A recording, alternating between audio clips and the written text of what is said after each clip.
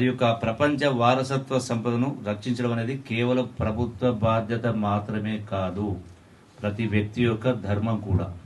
మనం తెలంగాణలో 4 కోట్ల మంది ఐ థింక్ 3.5 క్రోర్స్ రఫ్లీ.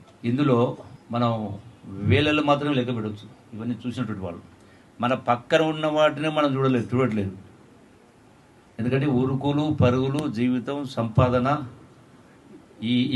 ఈ చక్రంలో మనం ఇలా సుడిగుండలాగా మనం ఇలా కొట్టుకుపోతా ఉన్నాం. అందుకే ఇలా సమాజంలో కూడా ఎన్ని రకాల అంటే ఇంత గొప్ప చారిత్రక సంపద, గొప్ప మన యొక్క పూర్వీకుల యొక్క ఆలోచన విధానం, గొప్ప గుణగణాలు ఇన్ని రకరకాలు ఉన్నాయి. ఇవన్నీ కూడా ఒక్కొక్కటిగా కనుమరుగుతూ ఉన్నాయి. అందుకే ఈనాడు రకరకాల రుగ్మతలు ఉన్నాయి సమాజంలో, రకరకాల రుగ్మతలు ఉన్నాయి.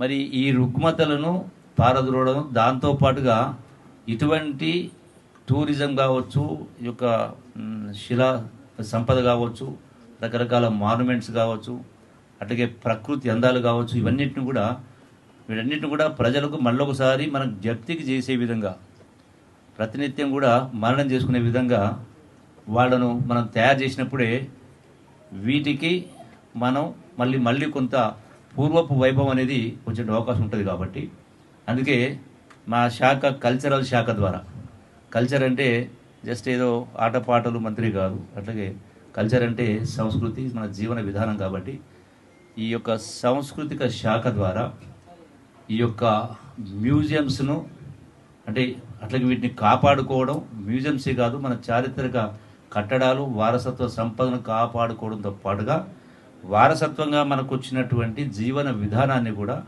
ఈ రుగ్మతలో పాల్గొనే విధంగా మా శాఖ ద్వారా నిష్ణాతులైనటువంటి రచయితల్ని, కవుల్ని, కళాకారుల్ని ఒక అడ్వైజరీ బోర్డుగా ఏర్పాటు చేసి దీన్ని ముందుకు తీసుకెళ్ళడానికి ఒక కార్యక్రమం చేపడతా ఉన్నాం. మరి నేను కార్యక్రమం చేపడతా ఉన్నాం ఈ ప్రభాత వేది కార్యక్రమం ద్వారా. ఎందుకంటే ఇందులో అందరినీ ప్రజలను భాగస్వామ్యం చేసినప్పుడే మనకి ఎంతోమంది కళాకారులు, పాపం ఆ కళాకారులు కూడా తినడానికి తిండి లేని పరిస్థితి ఉన్నట్టు చాలా వేల మంది ఉన్నారు. అందుకే ఈ యొక్క ప్రభాత బేరీ ద్వారా ఈ యొక్క రుగ్మతలను పోగొట్టడం, ఈ యొక్క మన యొక్క టూరిజం డెవలప్ చేయడం. Tourism also is like A social work, if not directly that supports indirectly for the unemployed youth.